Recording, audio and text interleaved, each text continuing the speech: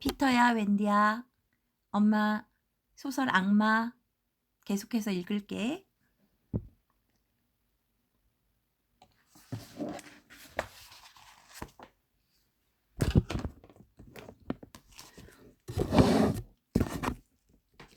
봄을 앞두고 그는 세묘노프스코이에 있는 비옥한 땅을 둘러보고 농장 경영에 필요한 지시를 내리기 위해 자주 들렀는데, 특히 신혼 살림을 차릴 집의 치장을 살펴보는 것도 주된 이유였다. 마리아 파블로브나 부인은 아들의 선택을 못마땅히 했다. 이유는 오로지 며느리감의 집안이 화려한 상류층이 아닐 뿐더러 장차 아들의 장모가 될 바르바라 알렉세예브나 부인 역시 그녀의 마음에 들지 않았기 때문이다. 리자의 됨됨이가 착한지 못됐는지는 관심이 없고 알려고 들지도 않았다. 오직 그녀가 상당한 가문의 규수가 아니라는 점, 그리고 처음 인사를 왔을 때 리자가 평소 그녀의 표현에 의하면 상류층 귀족 아가씨처럼 보이지 않았다는 점이 반대 이유였다. 마리아 파블로브나 부인은 혼자 끙끙 앓았다. 그녀는 예절을 중요시하는데 이미 익숙해 있었고 아들 역시 이 부분에 매우 민감하다는 것을 알고 있었기 때문에 장차 아들이 겪을 고뇌가 안타까웠다. 그러다 마침내 아가씨가 그녀의 마음에 들게 되었다. 아들이 마음에 들어하니 어쩔 수 없었다. 이제부터는 리자를 좋아하고 아껴줄 필요가 있었다. 마리아 파블로브나 부인은 겸허하게 며느리를 맞이할 마음의 준비를 했다. 예브게니는 드디어 어머니도 리자를 좋아하고 만족해한다고 생각했다. 그러나 마리아 파블로브나는 아들이 젊은 아내를 맞아들이는 즉시 떠날 채비를 하며 집안일을 하나씩 정리하기 시작했다. 아들은 어머니께 제발 남아줄 것을 간청하였다. 어쨌거나 이 문제는 해결되지 않은 채 남아있었다. 저녁 때 평소처럼 차를 마시고 난 후 어머니는 혼자 카드놀이를 하고 아들은 곁에 앉아서 훈수를 두고 있었다. 이 시간이야말로 그들 모자가 정담을 나누는 시간이었다. 게임이 끝나고 다시 새로운 게임을 시작하기 전에 마리아 파블로브나 부인은 아들을 물끄러미 바라보며 잠깐 머뭇거리더니 말문을 열었다. 제냐, 네게 하고 싶은 말이 있는데 말이다. 나야 잘 모르지만 일반적으로 몇 마디 충고하자면 결혼을 앞두고 총각 시절에 있었던 일들은 분명하게 매듭을 지어두는 것이 좋을 게야. 그렇게 해야 너는 물론 은혜를 베푸시는 주님과 네 아내에게도 아무 걱정이 없지 싶다. 내 말 무슨 뜻인지 알겠지? 그때야 예브게니는 마리아 파블로브나가 스테파니다와의 관계를 염두에 두고 하는 말임을 깨달았다. 이미 지난 가을에 끝난 관계지만 혼자 사는 어머니로서는 충분히 걱정할 수 있는 문제라고 생각했다. 그러나 어머니가 그들의 관계에 대해 지나치게 의미를 확대 해석하고 있다는 느낌이 들었다. 그는 자신도 모르게 얼굴이 벌겋게 달아올랐다. 수치심보다는 착하기만 한 어머니가 정확히 모르면서 공연히 안달을 부린다는 생각이 들었기 때문이다. 사실 아들에 대한 사랑 때문이지만 어쨌거나 어머니가 이해할 필요도 없을 뿐더러 이해하려 해도 이해가 안 가는 부분이기도 했다. 그는 자신에게는 감출 것도 없고 결혼에 방해될 만한 어떤 것도 남아있지 않으니 걱정하지 말라고 안심을 시켰다.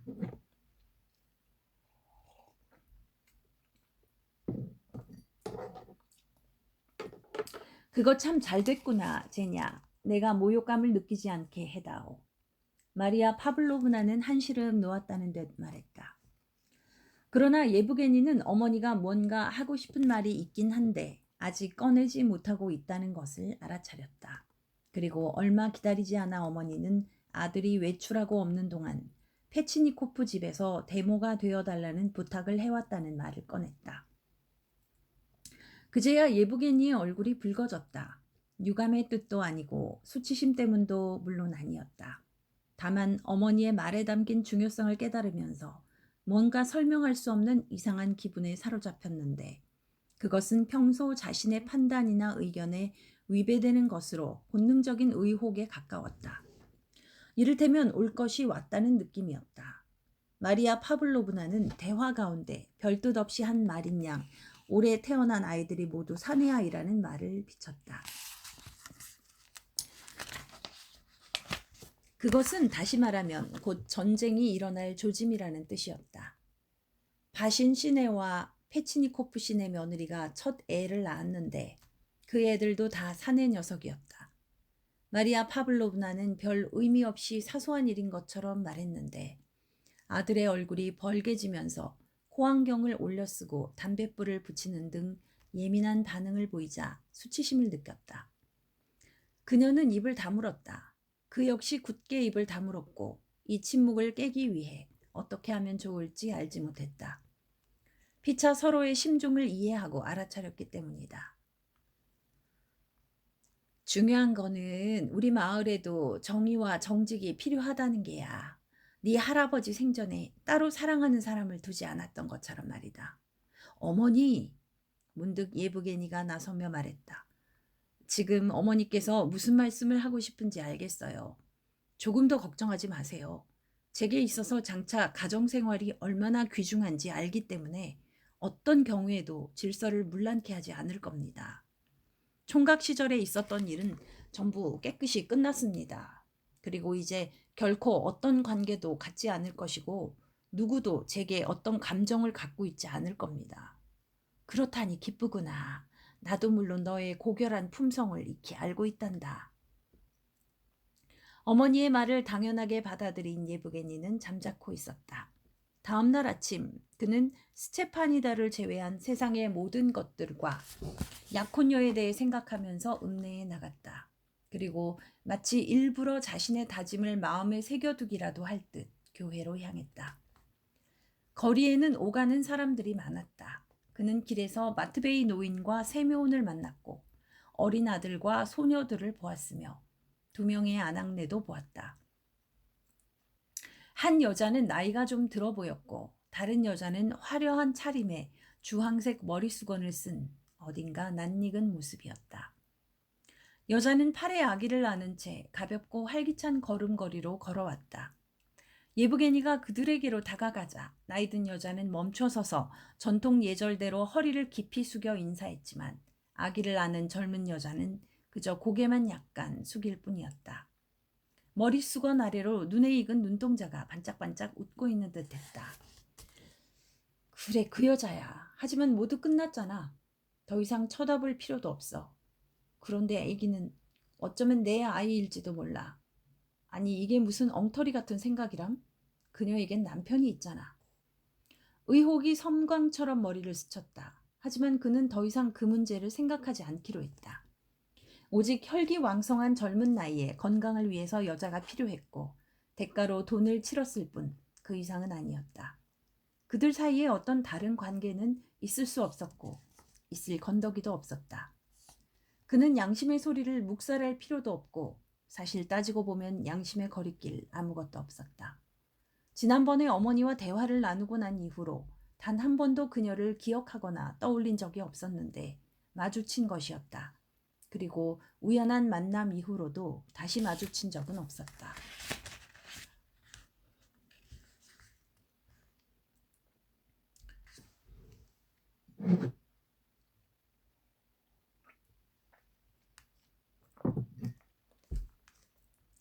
부활제 직후 첫 봄 축제 기간에 현청 소재지에서 결혼식을 올린 예브게니는 젊은 아내와 함께 곧장 영지로 떠났다. 젊은 신혼 부부를 위해 특별히 새로 지은 신혼집은 이미 말끔히 단장이 끝난 상태였다. 마리아 파블로브나 부인은 아들의 결혼식을 본 후 떠나기를 희망했지만 예브게니가 간곡히 붙잡고 만류했다. 특히 새 며느리 리자가 자신들과 함께 살기를 희망했다. 결국 부인은 작고 아담한 별채로 옮겼다. 드디어 예브게니의 새로운 삶이 시작된 것이다.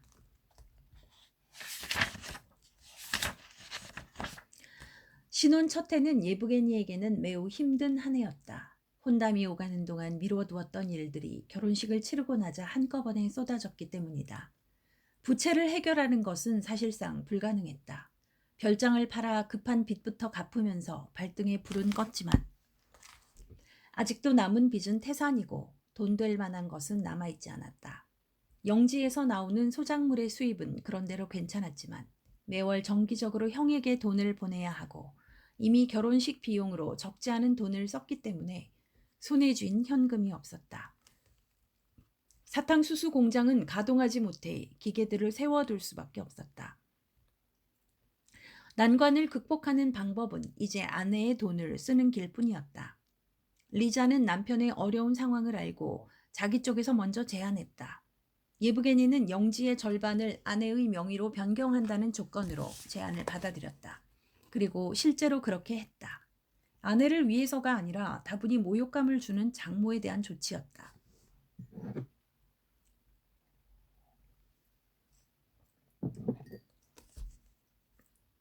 이런 일들은 성공이든 실패든 여러 가지 변화를 동반하면서 신혼 첫 해 내내 예브게니의 삶을 어렵고 고통스럽게 했다.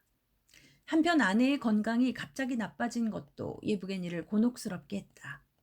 결혼식을 올린 지 7개월이 지난 가을 무렵 리자에게 불행한 일이 일어났다. 읍내에서 일 보고 돌아오는 남편을 마중하기 위해 이륜마차를 타고 나왔다가 온순하던 말이 느닷없이 날뛰는 바람에 놀라 마차에서 떨어진 것이다. 그나마 마차에서 떨어지기만 한 것이 불행 중 다행이었다. 하마터면 마차 바퀴에 깔릴 뻔했기 때문이다. 그러나 임신 중이던 리자는 한밤중부터 증세가 악화되더니 기어이 유산하고 말았다. 유산 후에도 그녀는 오랫동안 후유증에 시달리면서 회복하지 못했다.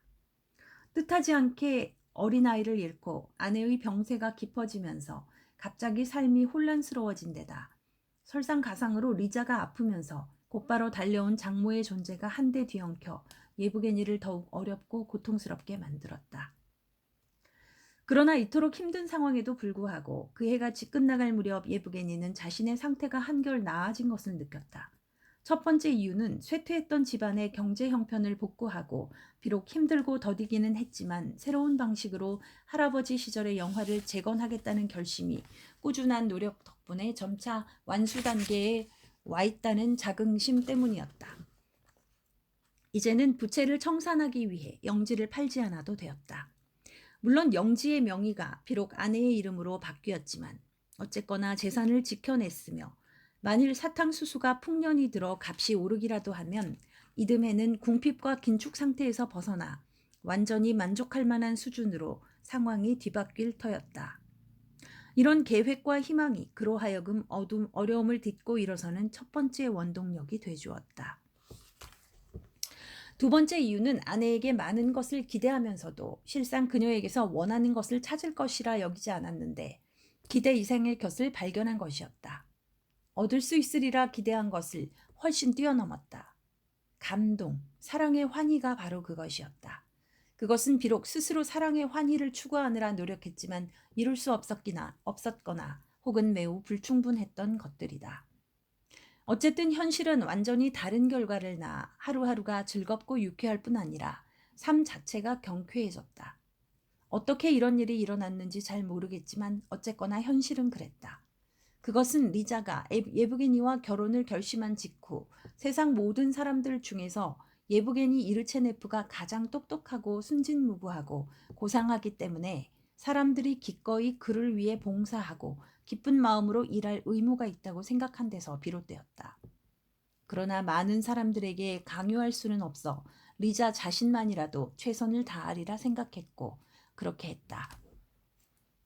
그래서 리자는 언제나 남편이 좋아하고 즐거워할 일이 무엇인지 알아내기 위해 노력하고 살폈으며 아무리 어려운 일일지라도 남편이 원하는 대로 행동했다. 그녀는 사랑하는 사람과의 관계에서 독특한 마력을 갖고 있었으며 남편에 대한 숭고한 사랑으로 그의 영혼을 꿰뚫어보는 통찰력까지 있었다.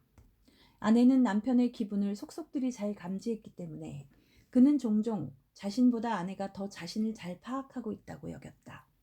남편 머릿속의 모든 상태와 그늘진 감정까지도 알아차리고 남편의 감정이 모욕당했다는 느낌이 들지 않도록 적절하게 행동했다. 그리고 항상 힘든 감정을 억누르고 기쁨을 배가시키도록 노력했다. 그녀는 남편의 기분뿐만 아니라 생각까지도 이해했다. 리자는 자신에게 정말 낯설기만 했던 농장 경영이나 사탕수수 공장 일, 사람들에 대한 평가 등등을 재빨리 이해하고 알아차려 예브게니의 말 상대가 되어줄 뿐만 아니라 예부게니의 표현에 의하면 시시때때로 매우 유익하고 한결같은 조언자가 되었다. 리자는 일과 사람, 세상 돌아가는 이치를 오직 남편의 시각을 통해 받아들였다. 그녀는 물론 자신의 어머니를 사랑했지만 남편이 자신들의 삶에 장모가 일일이 간섭하고 참견하는 것을 못마땅하게 여기자 즉시 남편의 입장에 서서 단호한 태도를 취했다. 남편이 장모를 자신의 생각대로 길들이도록 돕는 의미에서 그리 처신했다. 그 모든 것을 바탕으로 리자 자신의 미적 취미는 사라졌지만 중요한 것은 그녀의 정숙함이었다. 그녀는 모든 일을 남들이 알아차리지 못하는 사이에 해치워서 사람들은 오직 결과만을 보고 판단할 수 있었다. 즉 언제나 모든 일을 깨끗하고 질서정연하면서도 우아하게 처리했다는 뜻이다. 리자는 남편의 이상적인 삶을 구성하는 것이 무엇인지 곧바로 깨닫고 그런 삶을 달성할 수 있도록 돕는 데 노력했으며 스스로는 남편이 바라는 대로 가정의 질서를 유지하는 데 힘썼다. 그때까지 그들 부부 사이에는 아이가 없었지만 희망을 잃지 않았다. 겨울에 부부는 페테르부르크까지 가서 산부인과 전문의에게 진찰을 받았는데 의사는 리자가 매우 건강하므로 곧 아기를 가질 수 있다고 말해주었다. 그리고 희망은 곧 현실로 드러났다. 그해 말에 실제로 리자가 다시 임신을 한 것이다. 단 한 가지, 그다지 심각하진 않지만 그들 가정의 행복을 위협하는 것이 있다면 리자의 질투심이었다. 그녀 자신도 억누르고 겉으로 표현하지 않았지만 질투심 때문에 자주 괴로워했다. 예부게니가 다른 여자를 사랑한다는 것은 있을 수 없었고 세상 여자들 중에서 그에게 어울릴 만한 가치 있는 여자 또한 없었다. 그녀는 자신이 남편에게 어울리는가 아닌가 하는 문제에 대해 결코 의문을 가져본 적이 없었다. 그러므로 단 한 명의 여자일지라도 감히 남편을 사랑할 수 없다고 생각했다. 자, 오늘은 여기까지 읽을게. 오늘은 엄마가 8,800보나 걸었고 굉장히 신체적으로 훈련하는 거는 다 임무를 완수했어. 피터야, 웬디야, 엄마 칭찬해줘. 엄마 잘했지? 그래, 고마워. 오늘 여기까지 읽을게. 아가들아, 잘 자. 어디 갔지? 여기